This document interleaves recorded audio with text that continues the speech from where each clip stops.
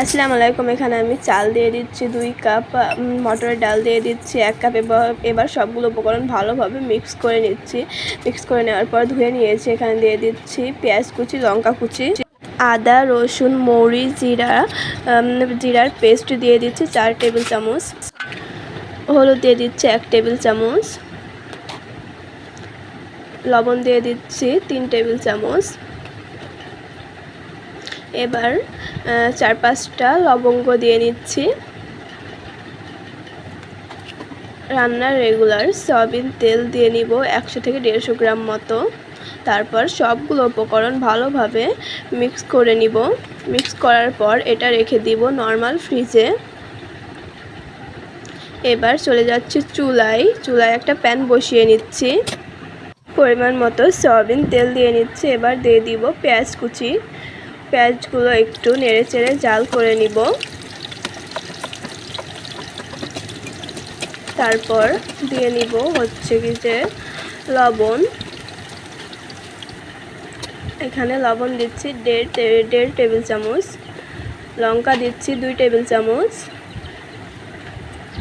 এবার আদা, রসুন এবং জিরা মশলার পেস্টটা দিয়ে নিচ্ছি। এবার সবগুলো উপকরণ ভালোভাবে নেড়ে নিচ্ছি। এখানে হলুদ দেওয়া হয়েছে, এখানে আমার বলা হয়নি, স্কিপ হয়ে গেছে। সবগুলো উপকরণ দেওয়ার পর এবার একটু সামান্য তেল দিয়ে সবগুলো মশলা কষিয়ে নিচ্ছে। এবার দিয়ে দিচ্ছি মাংসটা একটু নেড়ে চেড়ে ভালো করে কষিয়ে নিতে হবে।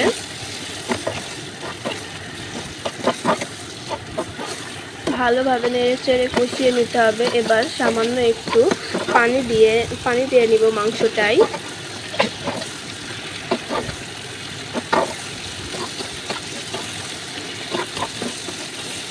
দিয়ে নিচ্ছি সামান্য পরিমাণ পানি। এবার এটা একটু নেড়ে চেড়ে ঢাকনা দিয়ে ঢেকে নিব।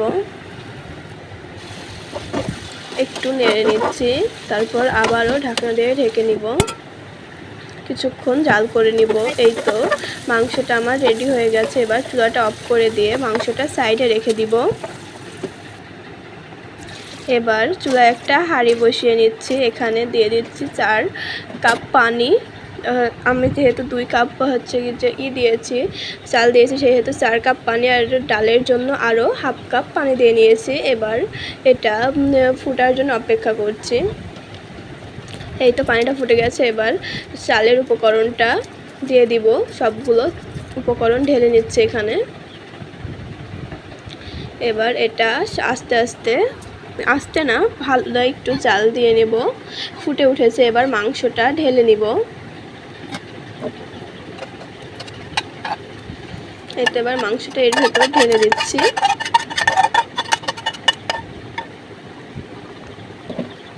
এবার একটু নেড়ে চেড়ে নিব।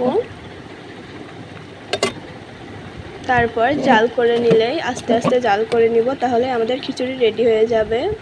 এই তো আমার খিচুড়ি রেডি হয়ে গেছে। এবার এটা কিছুক্ষণের জন্য ঢাকনা দিয়ে রেখে দিব, তাহলেই সম্পূর্ণ রেডি হয়ে যাবে।